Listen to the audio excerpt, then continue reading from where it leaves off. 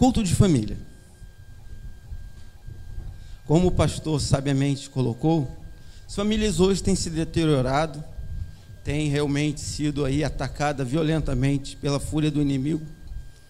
E eu comecei a procurar na Bíblia referenciais de família para poder estar ministrando. E nessa minha viagem aí dentro da Bíblia, fui desde Adão, primeiro casal, e notei que ali aquele casal teve muito problema. Não pagaram aluguel, foram expulsos do paraíso. Seus filhos cometeram lá assassinato, Caim matou Abel. Uma família problemática, sem sombra de dúvida. E aí foi mais na frente, Noé encheu o pote, o filho zombou do pai, o outro cobriu, deu briga, desavença. E vocês já sabem no que deram. Indo adiante ali, dentro daquelas famílias que a gente achou, Abraão, que engravidou a sua serva, teve briga, desavença com a esposa, teve que mandar embora, E Jó, um homem muito temente a Deus, que tinha que estar sacrificando pelos seus filhos, que só vivia no baile da gaiola, no pancadão, no funk. Os filhos dele não queriam nada com Deus. Aí ele tinha que estar sacrificando pelos filhos, né? Os filhos não queriam nada com Deus, estava sempre lá no baile funk da vida aí. Eu até por curiosidade, eu falei esse baile da gaiola, porque a gente procura ver, escuta falar muito. Eu falei, gente, o que danado desse baile é? Aí eu fui ver, eu procurei na internet para ver, né? Realmente é uma gaiola, a pessoa entra dentro de uma gaiola para dançar ali, foi coisa terrível. Está prisioneiro mesmo da mão do inimigo, né? Mas beleza. Aí voltando aqui às nossas famílias, eu fui até Davi também. Falei, poxa, Davi tem uma família enorme, né? Vários filhos, muito problema. Era filho perseguindo o pai, filho pegando a madrasta, filho pegando a irmã. Foi um destroço ali, o inimigo brincou ali naquela família também. Até que cheguei ali à família de Jesus, que também não está isento, porque os irmãos de Jesus gostavam de fazer bullying, fizeram bullying lá com Jesus. Palavra bonita hoje para encarnação, que no meu tempo, no tempo da maioria aqui, não matava não, mas hoje causa um problema sério, né? Aí a gente fazia, era outro bullying em cima de quem fizesse bullying com a gente, né? A gente encarnava no encarnador e ficava tudo certo. Por final eu peguei como referência a parábola que Jesus contou do filho perdido, que está em Lucas 15:11, abra sua Bíblia, por favor. Foi o melhor referencial que eu achei para os nossos dias, para estar falando de família. Não é uma família perfeita, como não existe, como o pastor falou, desde a queda, não existe mais nada perfeito. Perfeito só Deus, perfeito só o nosso Senhor Jesus Cristo. Então, como diz aí em Lucas 15, a partir do 11, a parábola do filho perdido, ou do filho pródigo, em algumas versões, disse-lhe mais, certo homem tinha 2 filhos. O mais moço dele disse ao pai, pai, dá-me a parte dos bens que me toca. Repartiu-lhe, pois, seus haveres. Poucos dias depois, o filho mais moço, ajuntando tudo, partiu para um país distante, e ali desperdiçou os seus bens, vivendo dissolutamente. E havendo ele dissipado tudo, houve naquela terra uma grande fome, e começou a passar necessidade. Então foi encontrar-se a um dos cidadãos daquele país, a qual mandou para os seus campos apacentar porcos. E desejava encher o estômago com alfarrapas que os porcos comiam, outras versões são bolinhas, e ninguém lhe dava nada. Caindo, porém, em si, disse, quantos empregados do meu pai têm abundância de pão? E eu aqui pereço de fome. Levantar-me-ei e irei ter com meu pai, e dir-lhe-ei, pai, pequei contra ti, o céu é diante de ti, e já não sou digno de ser chamado teu filho, trata-me como um dos teus empregados. Levantou-se, pois, e foi para o seu pai.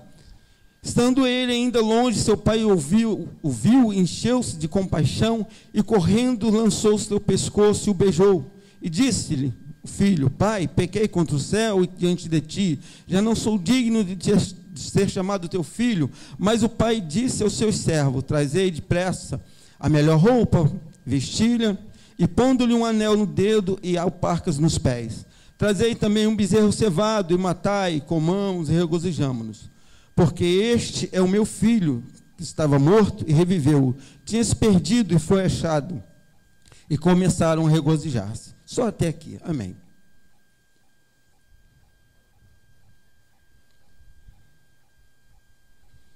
Lógico que esse texto vai nos referenciar ou vai nos mostrar muito o amor de Deus, né? O amor, a compaixão de Deus. Mas, como eu falei, transformando para os nossos dias, a gente olha para essa família que começou a se destruir por conta do amor ao dinheiro, do apego às coisas materiais, a tudo de ruim que tem voltado por aí. E já lembrando, só tá, pródigo significa aquele que dilapida o seu patrimônio. Não era o nome dele, não era o filho pródigo, não. Era o gastador, né? Era uma pessoa, era uma qualidade, um adjetivo que deram para aquele rapaz ali. E seguindo a tradição judaica, né, provavelmente esse rapaz aí era bem moço, solteiro, e pedindo ali o que havia de receber, porque na verdade a maior parte era dada ao primogênito, aquele que nasceu primeiro. Mas ali ele receberia alguma coisa, que seria metade do que o primogênito receberia, assim como está em Deuteronômio, 1/3 das portas do seu pai. Você não precisa abrir não, mas quem tiver curiosidade depois, Deuteronômio 21:17. E me fiz a seguinte pergunta, olhando para o meu lar: será que o filho pródigo voltaria para a minha casa? Será que você poderia refletir nessa noite, ele voltaria para a sua casa? Porque ele olhou para a casa dele, da onde ele saiu, da onde ele deixou tudo, da onde ele, né, largou ali a condição, mas ele lembrou: poxa, lá na casa do meu pai tem bênção, tem amor, compaixão, tem tudo. O mais pobrezinho dos servos do meu pai vive numa boa, e eu estou aqui. Então, lógico que eu não vou querer ninguém cutucando ninguém, ninguém dizendo aí, eu te disse, está vendo, viu? Cada um faça a reflexão para si. Porque aqui justamente é para que a gente possa refletir sobre cada um de nós, porque sabemos que temos que melhorar como pessoa o tempo todo, né? Temos que enxergar isso e melhorar em Deus. A gente vai fazer algumas brincadeiras aqui. Eu fico com pena, cara, do pastor por deixar eu ter subido aqui, porque eu vou bagunçar hoje a igreja, né? Glória a Deus. Então vamos lá, vamos entender o que tinha na casa do filho pródigo. Como eu falei aqui, né? Amor, respeito, amizade, educação. E nós vamos falar sobre alguns, não todos aqui. O amor, segundo a Bíblia, tudo sofre, tudo crê, tudo espera, tudo suporta, como está em 1 Coríntios 13:4. Em uma visão técnica, quando você pede a herança de uma pessoa viva, você está desrespeitando ela completamente, porque herança só existe pessoa morta. Tem que ter um decujus ou um defunto, né? A pessoa tem que morrer para que você possa pedir a herança. Quando você pede a herança de uma pessoa viva, você está dizendo assim: você não tem valor para mim, a tua vida não tem valor para mim, tudo que você conquistou aí, que você teve, não tem valor para mim, porque eu quero realmente seus bens, você não é nada para mim. Mesmo assim, aquele pai, recebendo esse tipo de informação, ele respeitou a vontade do seu filho. Por amor, ele respeitou, mesmo sabendo que aquele filho poderia quebrar a cara, também poderia se dar bem, né? Porque se a pessoa pega um bom recurso, um dinheiro bom, ela pode ter uma boa ideia, ser um empresário, ir lá, fazer com que a coisa cresça. Então o pai oportunizou ele: você quer? Vou te respeitar, te amando, mesmo sabendo que você está me desrespeitando. Não nessas palavras, eu estou conjecturando, mas o texto aqui nos mostra mais ou menos nessa situação. O que seria hoje? E o filho recebe a sua parte, e a gente viu o que o filho fez. Gastou. Na verdade, ele não investiu, ele gastou tudo, né?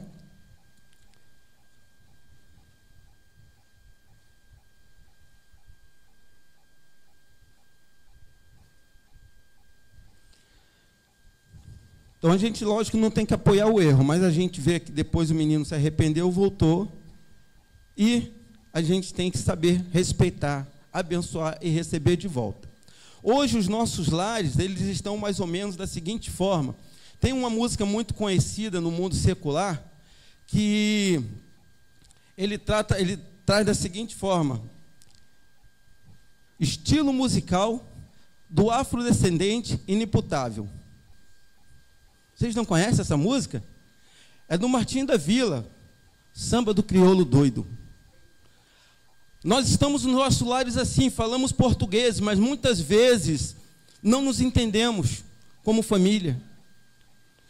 A tradução é porque está, quando eu falei para vocês aqui, estilo musical, samba, tá vendo? É a mesma coisa no português, e a gente muitas vezes não se entende dentro de casa como família. Falamos às vezes até a mesma coisa, mas não nos entendemos, por causa de vaidade, de corrupção, de tudo mais que está aí no mundo desde a queda. Como foi estilo musical do afrodescendente. Nós não podemos chamar mais o negão de negão, senão pega. Hoje é afrodescendente. A não ser que você tenha afinidade com a pessoa. Pode chamar o Jorginho de negão e pastor, mas se não, vai pegar, tem que falar afrodescendente. Então, quer dizer, crioulo, doido é uma pessoa inimputável perante a justiça. Você está vendo como deu a mesma coisa? Então, samba do crioulo doido. Estilo musical do afrodescendente. Inimputável. Está vendo? É a mesma coisa. E assim muitas vezes estão as famílias. Não se entende. Não se entende mesmo. E nós vamos começar a nossa brincadeira. Vocês me ajudam? Você me ajuda? Eu posso usar vocês dois? Glória a Deus. Obrigado.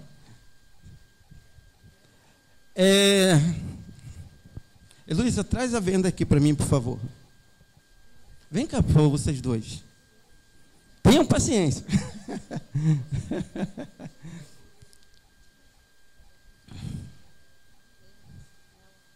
Nele.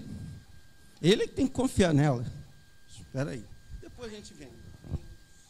Você veio para frente dela. Você confia na sua esposa? Sim. Todo o coração. Confiança é uma das coisas que a família preserva muito. Confiança está no seio familiar e nós não podemos desperdiçar. Ele disse que confia. Se eu deixar assim falar para você se jogar aqui para trás confiando que ela te segura, ela é fortinha. Você não vai aguentar me segurar, né? É diferente. Opa, já bateu dúvida. Ela pode até... Já bateu dúvida. Com certeza ela vai tentar me segurar. Tá bom. Então vamos fazer o seguinte: você vai botar a venda. Não pode ver, hein? Eu vou estar aqui perto dela. Vamos fazer um teste. Se lança para tu ver. Espera, eu vou dar o microfone para minha esposa, eu vou ficar perto dela e você se lança. Vai. Ai, pode ir? Posso lançar para trás? Ai, tu ajuda? Não. Assim não. Ele tá com medo. Assim não. Calma aí. Eu vou chamar mais um ainda para te ajudar, para te ajudar a te segurar. Para você ter certeza e se lançar. Como criança, se lançar mesmo. Entendeu? Pastor JR, fica aí do meu lado aqui. Agora, se lança de verdade, cara. Vai, se lança. Vai! Glória a Deus. Irmão, tira a venda, obrigado. Agora você vai vir aqui para testemunhar essa queda. Glória a Deus. Amém. Desculpa pela brincadeira, mas vem cá. Depois você vai pedir perdão a ele pela confiança. Amém. A coisa é uma brincadeira, mas agora nós vamos falar sério. Qual foi o sentimento que você teve na queda? Medo. Desespero. No finalzinho, porque você procura chão e não acha. Não, na verdade eu esperava a mão de alguém. E quando eu cheguei numa determinada altura e não senti mais nada, já era, né? Quebrei a cabeça. Amém. Senta. Muito obrigado. Desculpa a brincadeira. Pode tirar. O que eu quero trazer com isso é que justamente a confiança dentro da família é algo que, quando é quebrada, isso não é só na infidelidade do casal, não. Isso é com pai, com filho. Quando o pai cria expectativa sobre o filho, é filha, e o filho vai lá, faz um montão de besteira no mundo, manchando, maculando a consciência dos seus entes. Ou um casal realmente, porque a pessoa fica sem chão, ela fica angustiada, ela fica desesperada, ela realmente perde o chão, ela procura onde se agarrar e muitas vezes não acha. E eu já posso dizer para você que Deus abomina a traição de uma forma tremenda. Deus abomina a traição. Abomina a traição. Por isso, manter-se fiel à consciência, à família, tratar com respeito, com dignidade, porque o sofrimento que é causado quando você magoa seu ente querido é muito grande. Aqui foi uma brincadeira, qual, graças a Deus, ele participou. Eu até peguei ele porque ele é bem magrinho e ele sobe em poste, ele está acostumado. Se eu pego o volta, estoura o colchão. Só Alex, então, arrebentou.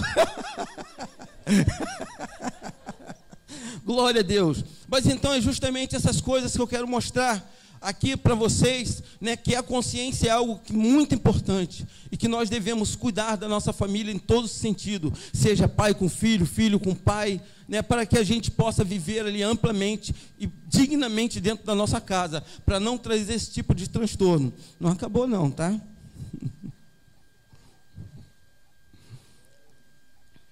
Distribui a folhinha de papel para a galera aí. Faz esse favor, Giovanni, meu assistente, Google.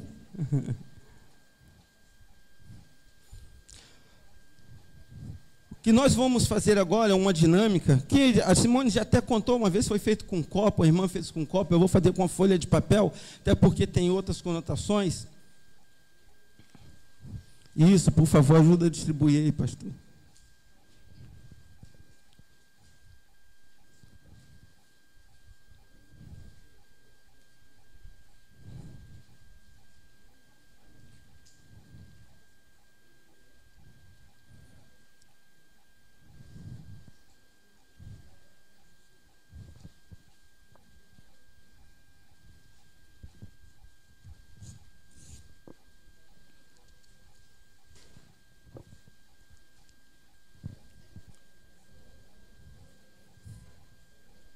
Glória a Deus. Então, a maioria já está recebendo a sua folhinha de papel, né? Já recebeu basicamente. Então, eu só queria que você pegasse essa folhinha de papel, faz assim, ó. Ela tem um som, não tem? Próprio. Ela faz som, ó, ela faz barulho, ó. Ela faz barulho. Amém. Então, ela faz um barulhinho básico. Agora, nós vamos fazer uma brincadeira, justamente, que não deve ter na nossa casa. Eu sei que aqui ninguém faz isso, mas eu vou ilustrar aqui das ofensas dentro de casa. Das ofensas, das gritarias, das brigas. Né? E nós vamos estar aqui com essa folha justamente fazendo isso e depois vamos fazer o teste novamente. Cada vez que nós falarmos uma ofensa, você amassa a folha. Tá bom? Então vamos lá, seu burro. Seu bobo. Isso sem falar palavrão. Ajuda aí, pastor. Diz outra. Sou idiota, pronto. É a sua mãe. Ela não presta. Assim vai amassando a sua folha. Tem que amassar a folha, irmã. Senão depois você não consegue fazer a dinâmica. Amassa mesmo a folha. Ela tem que ficar amassada. Agora desamassa ela. Desamassa a folhinha, a sua folha.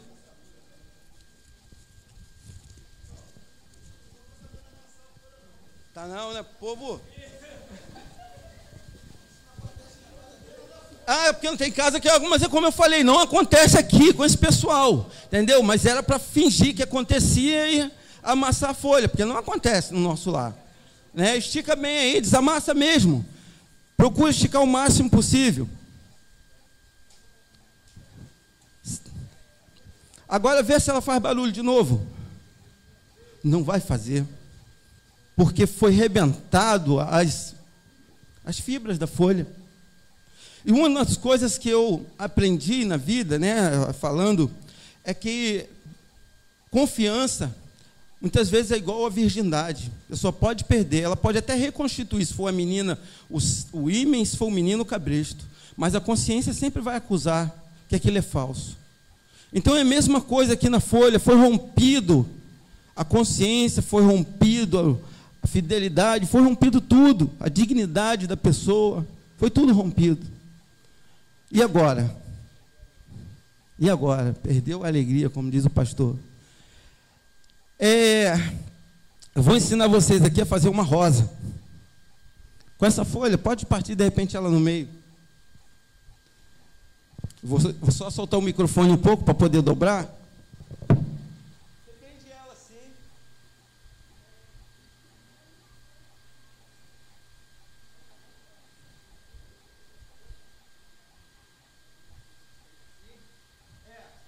Passa ela por um dedo. Vai de novo, volta. Aqui, vai enrolar ela nesse dedo. Pronto, enrolou nesse dedo.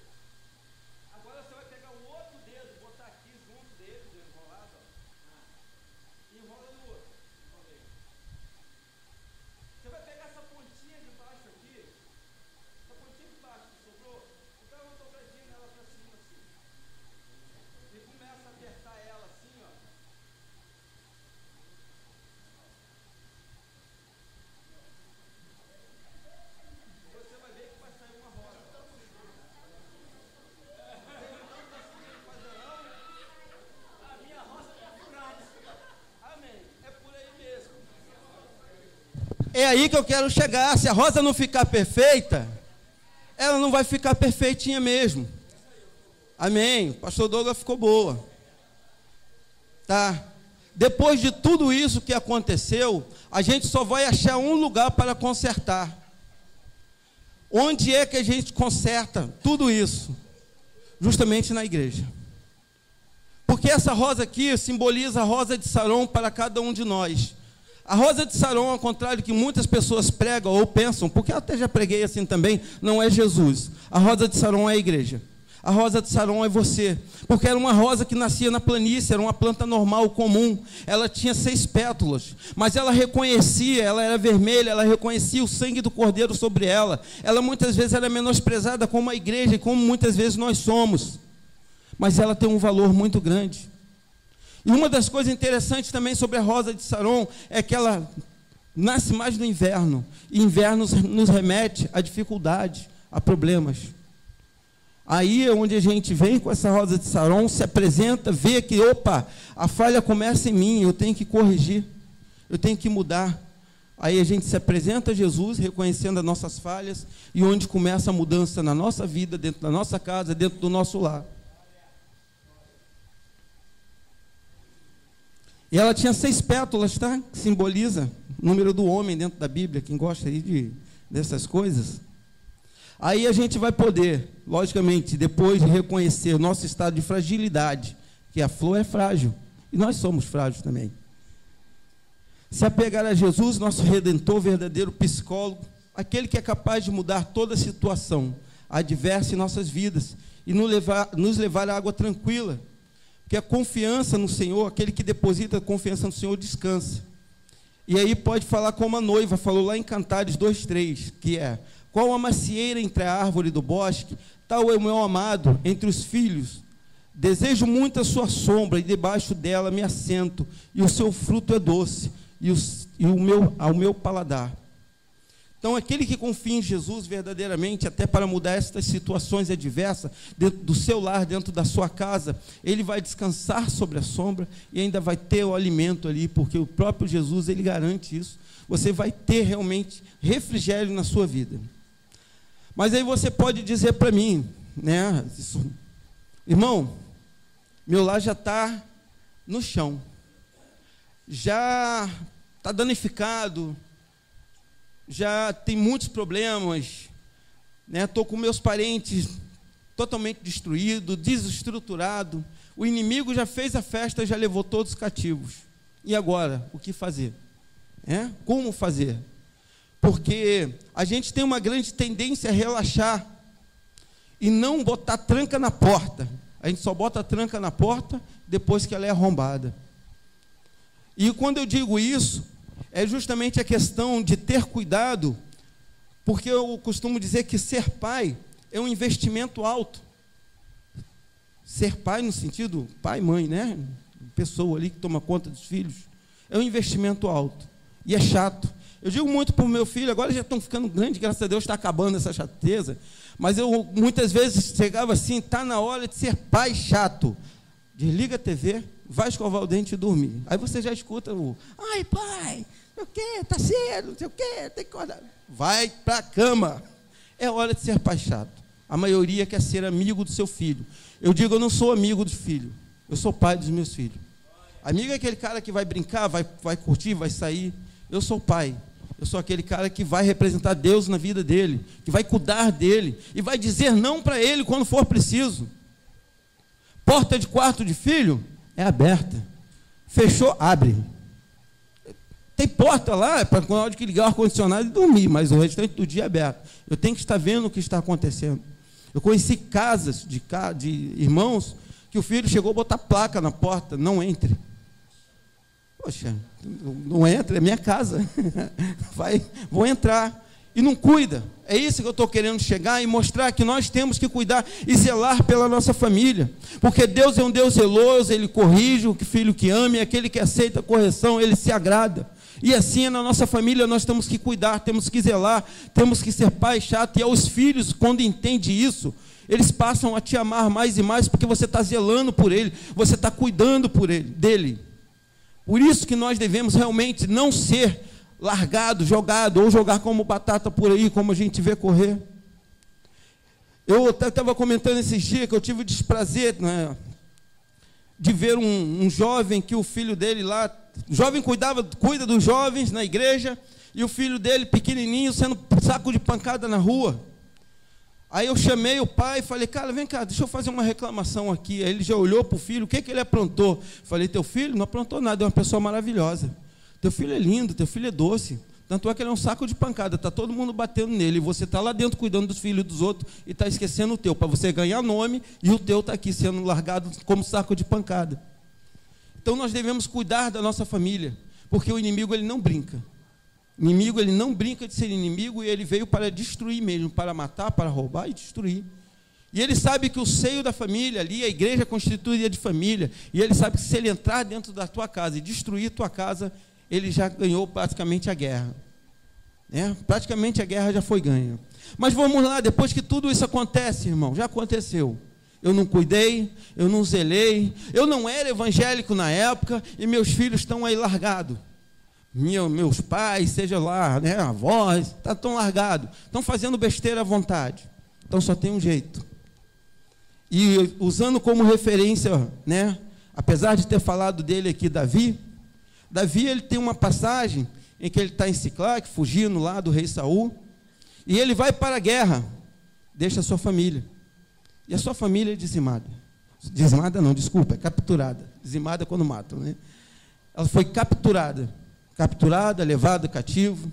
Davi, quando volta, ele olha aquela situação, mas o mais gostoso aí desse texto em Davi, que está em 1 Samuel 30, de 1 a 10 e 18 a 20, você não precisa abrir não, mas se tiver curiosidade depois em casa, olha lá, que no versículo 4 vai estar assim: ergueram a voz e choraram, até não ter mais força para chorar.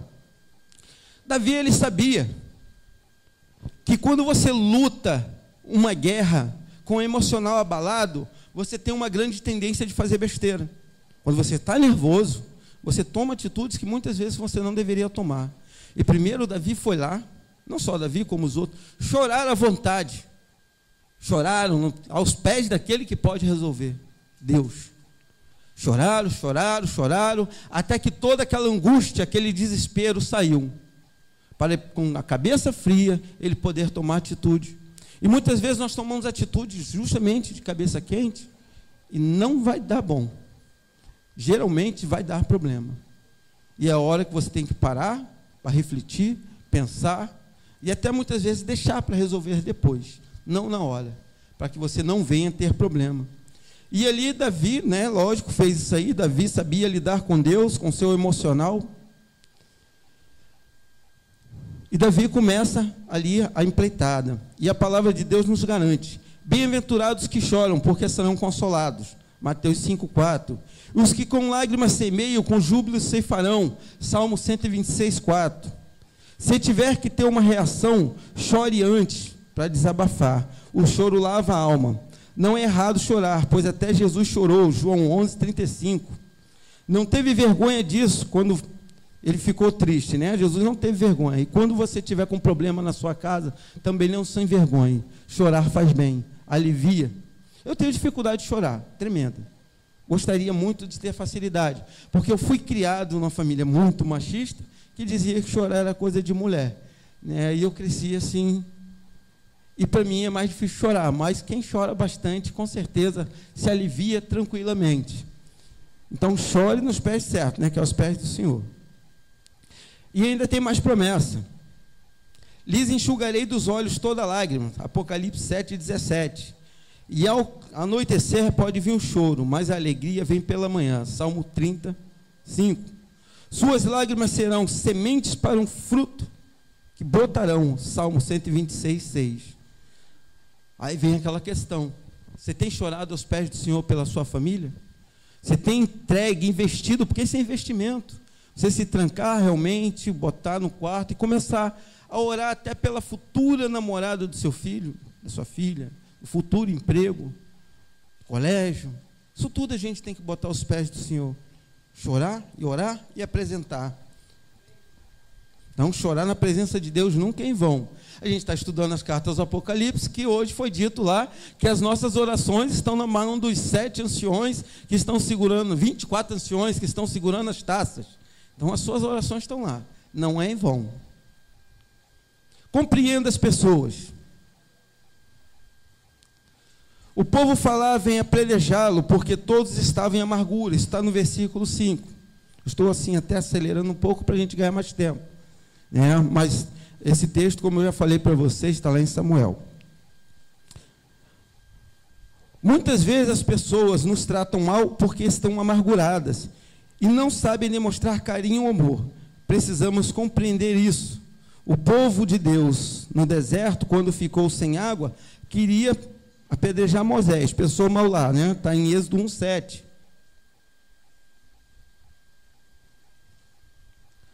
Então passe a compreender melhor seus familiares, seu modo de agir, pensar e mudar. Somente a vida do outro, mas a sua vida também tem que mudar. A gente muitas vezes tem que mudar a nossa vida. Para minha grata felicidade, eu estava vindo com a minha esposa no sábado, e nós encontramos um casal que nós demos aula no MMI, e o rapaz era testemunha de Jeová, era um negão, 1,90 m mais ou menos, afrodescendente, obrigado pastor, afrodescendente, e a esposa dele, 1,60 m, loirinha ali, de pura ignorância, uma mulher braba, não, os dog, né? Pitbullzinho, entendeu? Pois é. Aí quando eu vi esse rapaz, e ela é evangélica, na igreja, na casa do Senhor, e ela começou a falar, reclamar. Então, pelas atitudes, eu geralmente gosto de fazer teoria da reversa, né? Eu olhei para ela assim, no momento daquele, eu falei, agora eu vou ver o bicho pegar, como é que é? Virei para ela e falei assim, ó, tu levanta a mão para o céu e agradece o esposo que tu tem, que se eu fosse teu marido, eu te dava uma surra todos os dias. Ela levantou na hora. Como é que é?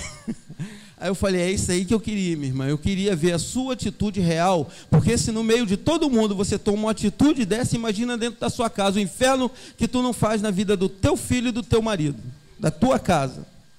Aí ela sentou novamente. E aí eu pude tratar aquela pessoa ali no mais profundo, né? Porque, na verdade, ela não sabia ser um esposo, era um general dentro de casa. E para até antecipar, né, depois disso tudo, ao final do curso, para nossa grata surpresa, aquele rapaz que era testemunha de Jeová, ele virou, nós fizemos o casamento dele lá na igreja, ele virou e falou assim, agora eu quero aceitar Jesus, porque eu vi que Jesus entrou na minha casa. Antes essa mulher aqui, hoje realmente se compromete aquele versículo lá da Bíblia, quem achou uma mulher para casar achou um tesouro. Hoje eu tenho um tesouro. Então ela pôde enxergar Jesus, ele enxergou Jesus na vida dela, e ele aceitou Jesus, e os dois hoje são obreiros ali numa igreja no lote 15, né, para a glória de Deus, isso já faz tempo. Então o que eu quero, muitas vezes você quer enxergar a mudança no outro, você não quer compreender o outro, que muitas vezes está passando um problema, uma dificuldade, seja lá qual for, mas você quer a mudança dele, mas você mesmo não muda. E muitas vezes essa mudança tem que começar por cada um de nós. Temos que olhar, enxergar assim e falar, não, calma aí, por que ele está agindo desse jeito? E qual é o problema que ele está passando, seja na escola, seja no trabalho, seja onde for. A gente que é homem passa muito isso quando a mulher está chegando naquele períodozinho abençoado, né? TPM, pós-PM, TP depois, né? A gente tem que compreender, sempre M, a gente tem que compreender esse período que é tão difícil, desgastante para a esposa. A gente sofre junto. Né? Eu estou só dando exemplos, mas que muitas vezes, gente, é real. Se você conseguir enxergar essa mudança, se você conseguir visualizar e tratar a pessoa, enxergar a dificuldade dela, você vai ver que as coisas elas começam a mudar tremendamente. Tem um outro, esse daí foi um exemplo para a gente, porque eu falei da irmãzinha que errou, mas eu conheci também uma irmãzinha muito sábia, também ministrando o curso para ela.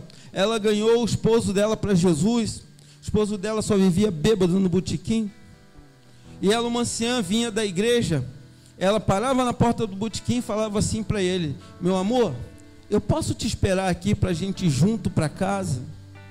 Eu não vou atrapalhar você beber, não. Eu vou te esperar aqui fora para a gente ir junto para casa. Olha a sabedoria dessa mulher. Parece assim, a humilhação. Está se humilhando. Não, é amor. O amor tudo suporta. O amor tudo padece. E ali aquela mulher, aquele homem foi enxergando isso, aquilo constrangendo. Porque afinal de contas a mulher dele estava ali na porta do botequim. E o homem não gosta, né? E ele, já vou. Até que um dia ela até antecipou-se, foi para casa e estava preparando a janta dele. E ele chegou em casa, olhou para ela e a ofendeu com palavras feias. E ela olhou para ele e falou assim: meu amor, eu te amo muito. Já já eu estou com a tua janta pronta e estou levando para você. E ele disse que ali o chão dele se abriu. Como é que ele ofende uma mulher e a mulher pega e manda para ele desta forma? E ali ele enxergou e falou: meu Deus, eu tenho que mudar. Eu não mereço essa mulher. Eu tenho que mudar para não perder ela. E graças a Deus também ele mudou. Ele enxergou Jesus pela mudança da atitude daquela esposa sábia, que pôde ali amar verdadeiramente o marido e se entregar. Eu não estou falando aqui de situações radicais, de ameaça de morte, nada disso. Estou falando de um desvio de conduta da pessoa, né? Porque a pessoa que está numa situação dessa, dependente químico aí, ela realmente até precisa de ajuda, de carinho, de amor, de atenção. Porque muitas vezes ela bebe porque foi ensinada na sua infância que beber é bom, que tem que beber até cair, como tem uma música por aí que fala, beber até cair. E a gente sabe disso, mas quando você começa a enxergar o problema que o seu próximo tem e que muitas vezes é melhor você mudar e se transformar, você vai ver que você consegue muito, muito, muito, muito. Glória a Deus. Reanime-se em Deus. Davi muito se angustiou, porém Davi se reanimou no Senhor, seu Deus. Não adianta ficar apenas chorando e tentando compreender as pessoas. Precisamos nos levantar e agir. Em momento de tristeza, só Deus pode nos ajudar a continuar a vida em família.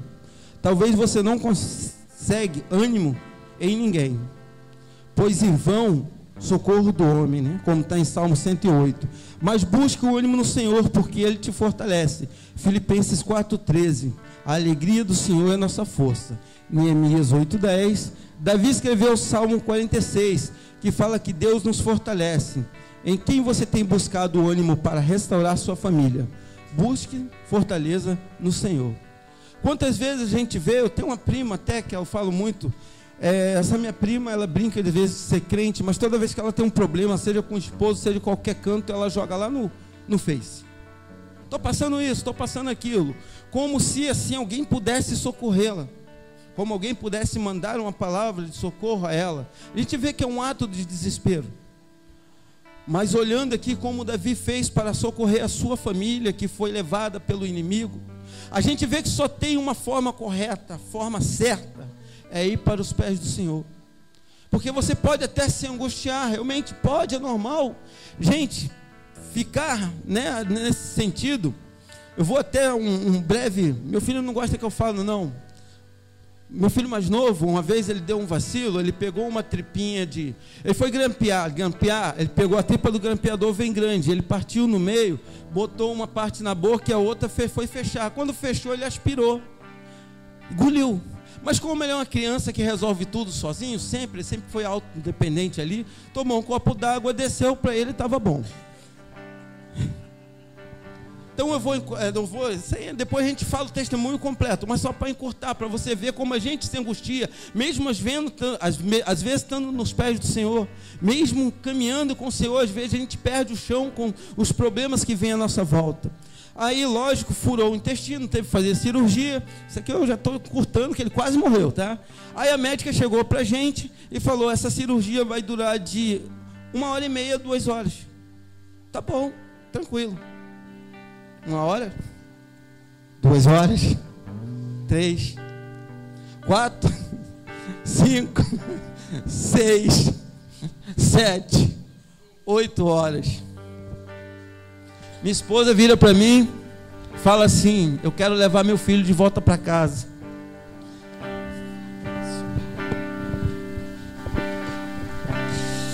Meu chão se abriu ali na hora. Eu perdi o chão.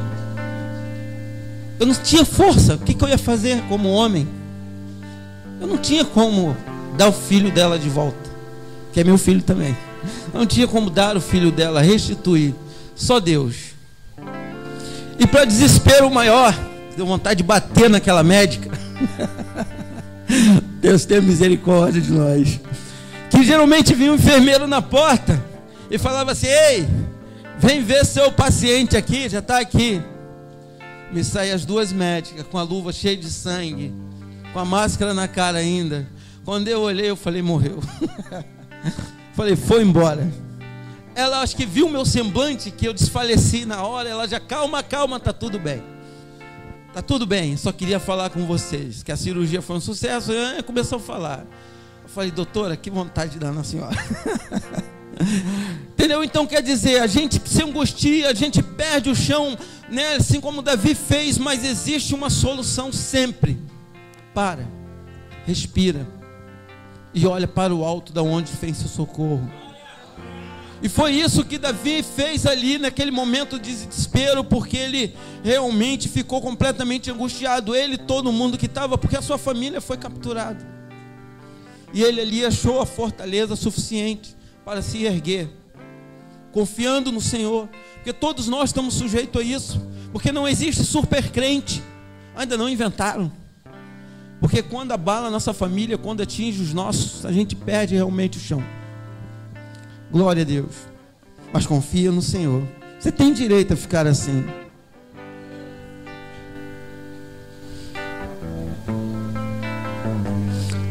Consulte ao Senhor. Consultou Davi ao Senhor.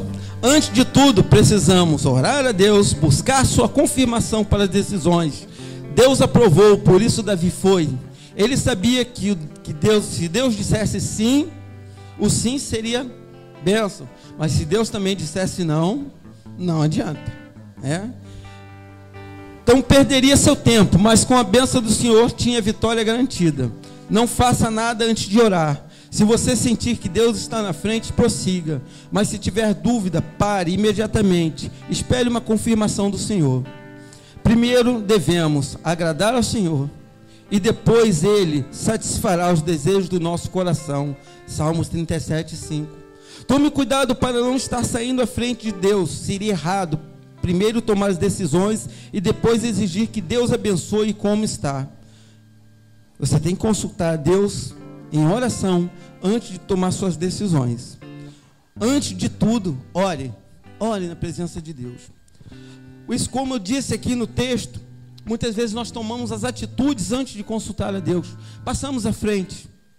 Aí depois as coisas começam a dar errado, seja em qual área for, e a gente ou vai culpar o inimigo, porque a gente não assume nosso erro, ou até vai dizer que está sendo provado por Deus.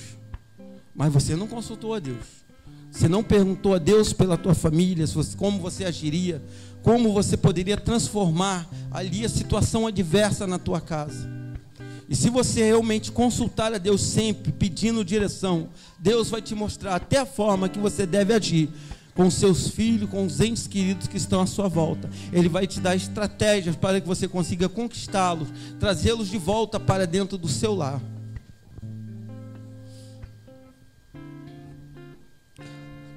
Lute como puder. 200 ficaram atrás. Está no versículo 10, porque não puderam, de cansados, atravessar o ribeiro.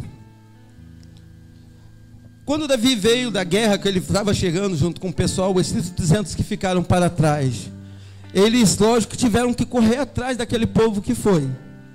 Então nem todo mundo tinha fôlego para sair correndo, nem todos são jovens, né? Alguns ficaram para trás, 200 ficaram para trás. É isso que o texto está dizendo. E ali, quando eles tiveram a conquista, a vitória, aquelas pessoas que tiveram a vitória falaram: aqueles 200 que ficaram para trás, a gente não vai dividir o despojo com eles não, porque eles não batalharam, eles não lutaram. Mas Davi falou: não, eles não lutaram porque eles não tiveram força para correr até aqui, mas eles vieram, eles só pararam no meio do caminho, mas eles são valentes também, eles lutaram, eles lutam. Eles são pessoas que merecem receber também parte do despojo. Por isso Davi era um grande líder, né? Então alguns companheiros de Davi não aguentaram a caminhada. Na família não podemos esforçar as pessoas a caminhar como nós mesmos caminhando, porque muitas vezes eles não aguentam. Então precisamos também nos esforçar, como Jesus disse: se alguém te obrigar a andar 1 milha, vai com ele 2. Cada pessoa tem um ritmo e uma força diferente. É necessário respeitar os limites do próximo. Deus renova as nossas forças, como está em Isaías 40:29.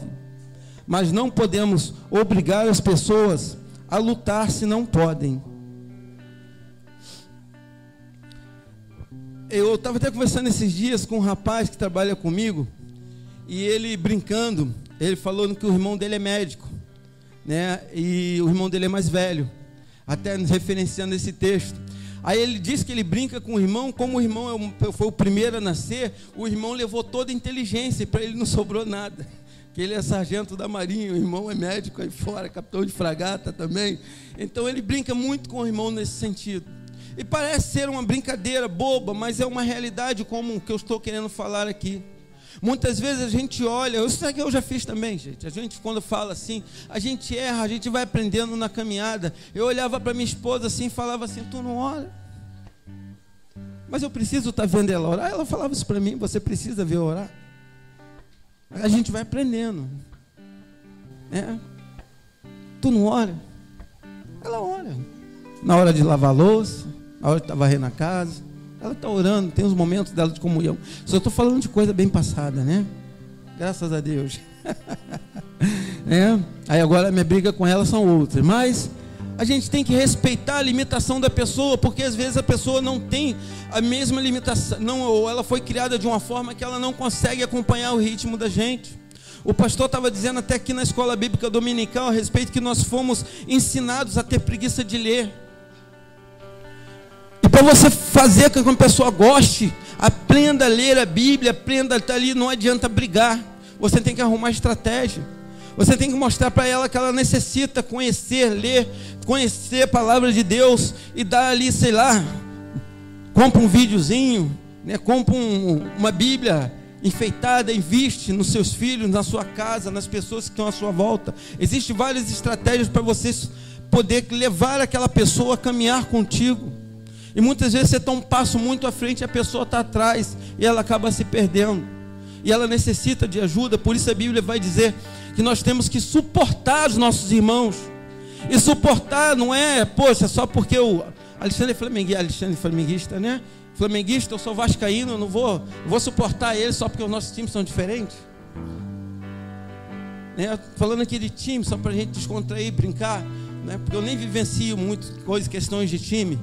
Não é isso, é carregar o meu irmão mesmo, toda pendência, todo problema que ele tiver, toda dificuldade, eu ir lá, entrar ali debaixo do ombro dele, vem irmão, vamos comigo. É ajudar, é suportar o teu irmão, é nesse sentido. É nesse sentido, você ajudar ele a caminhar, porque muitas vezes nós abandonamos. Ah, não quer nada? Eu chamo para vir para a igreja, não quer. Eu chamo, quer ficar em casa. Eu chamo para ler a Bíblia, não quer. Eu chamo para estudar, não quer. O que eu posso fazer para incentivar ele? O que eu posso fazer para que ele caminhe comigo? Davi ensinou. Davi falou, não, eles têm direito aos despojos sim, porque eles fazem parte dessa família. Eu vou cuidar deles também. Eles têm preguiça de ler, eu vou ler para eles. Eles têm preguiça de ouvir a palavra, de estar na igreja, eu vou fazer o culto doméstico. Eu vou levar o culto até ele. Eu vou levar lá para dentro da minha casa, se ele não quer vir para dentro da igreja. Eu vou me ajoelhar lá na frente dele, se ele não quer ouvir ninguém orar, eu vou me ajoelhar lá, vou começar a agradecer em voz alta, e ele vai ouvir de qualquer jeito. E assim nós temos que aprender a levar o nosso irmão, não com ignorância, não com briga, aprendendo a suportar, aprendendo a carregar, aprendendo a respeitar as limitações deles. Que é muito fácil acusar, muito fácil brigar, muito fácil olhar para os erros. Mas vamos ver a situação do nosso irmão, se aquilo é real ou não. Se a gente pode realmente ajudar, de qual forma que podemos ajudar. E o melhor é mostrando o amor, a paciência, mostrando para ele o quanto ele é importante para mim como pessoa, para que ele possa aprender que caminhar comigo vai ser a melhor coisa para ele. Estar onde eu estou vai ser a melhor coisa para ele. E Davi ali, com esta luta, ele conseguiu ganhar aqueles meninos e transformar aqueles corações.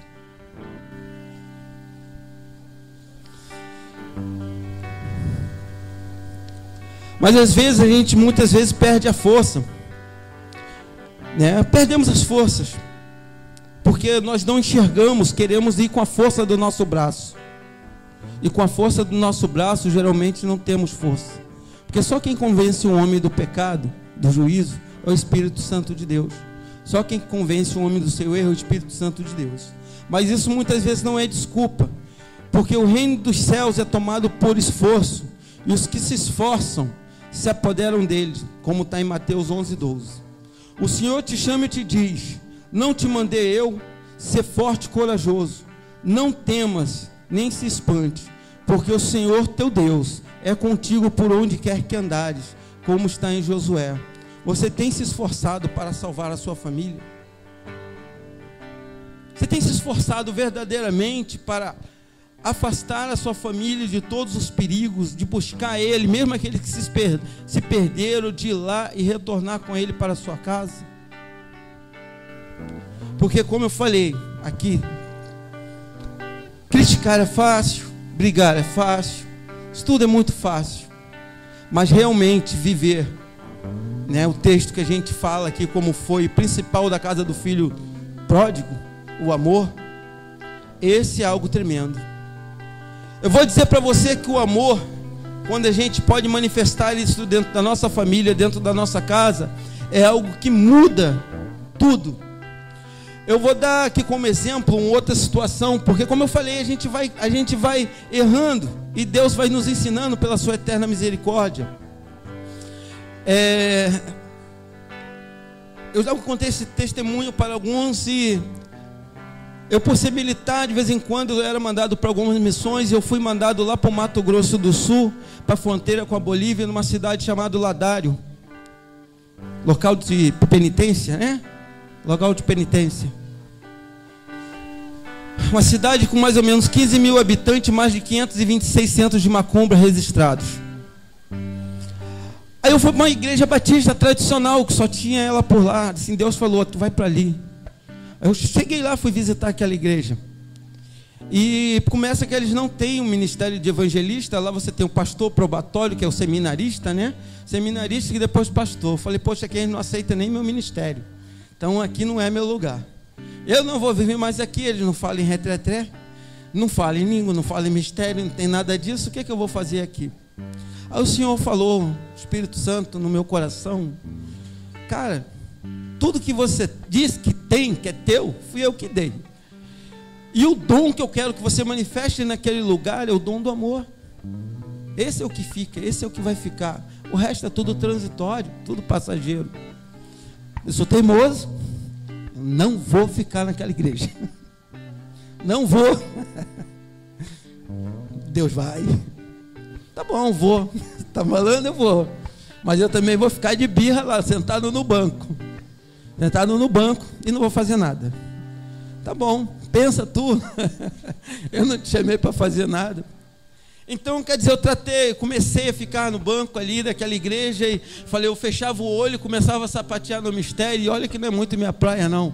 Começava a falar em línguas, e Deus ali usando, o pastor tinha que explicar para a igreja: gente, o irmão não está doido não, é porque ele vem da linha pentecostal, aí, isso aí do irmão mesmo, dança, não é tudo bem. Beleza.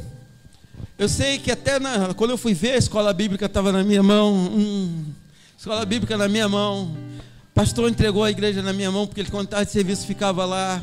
Quando eu fui ver, está a igreja lá. Eu fiquei 1 ano só. E o mais surpreendente foi justamente quando eu vim embora, porque eu vi aquela igreja, na hora de se despedir, Pessoas até que eu chamei a atenção até um pouco forte demais, né? Na escola bíblica lá, eu falando do Antigo Testamento de Neemias, o diácono lá, bem velhinho assim, falou para mim assim: irmão, aqui a gente não tem costume de ler o Antigo Testamento não. Falei, mas não está na Bíblia? Tiraram da sua Bíblia, está aí, é obrigação tua ler. Foi até meio áspero com ele, né? E e no final aquele irmão foi um que se levantou. Falei assim, ele vai dizer assim, vai embora logo, né? Nada, veio me abraçar chorando e falou: eu aprendi muito com você, até ler o Antigo Testamento. Gente, e num carnaval a gente foi para retiro, porque o Batista gosta de fazer retiro. Eu estou vendo a hora, pastor. Fomos fazer, é 8h30, né? 8? Já foi? Meu Deus do céu, desculpa, gente. Vou deixar isso para depois. Vou encerrar aqui a palavra. Desculpa mesmo. Vou encerrar aqui a palavra, né? Vou só dar as considerações finais aqui, mas isso vai ficar para outra vez. Então vamos lá. Davi salvou tudo o que tinha. Davi foi lá, confiou no Senhor, chorou aos pés do Senhor. Davi guerreou, trouxe a sua família de volta, né, mostrando para a gente como lutar, como pelejar pela nossa família. E o mais importante de tudo, depois que você refletiu, você pode dizer que o filho pródigo vai voltar para sua casa? Lá tem amor, paciência, sabedoria, educação. Se não tiver, a partir de hoje vai ter, em nome de Jesus. Tudo isso você vai começar a plantar na tua vida, para que as pessoas possam ver em você, enxergar o aroma suave da rosa de Saron, que vem de Jesus Cristo, porque o perfume de Deus está em cada um de vocês, porque vocês são templo dele.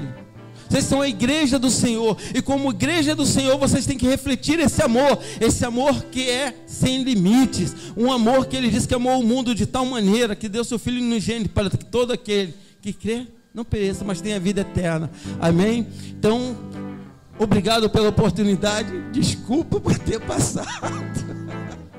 Gente, a gente se empolga. Pastor, a palavra, passo para o senhor. Jorginho, amém. Glória a Deus.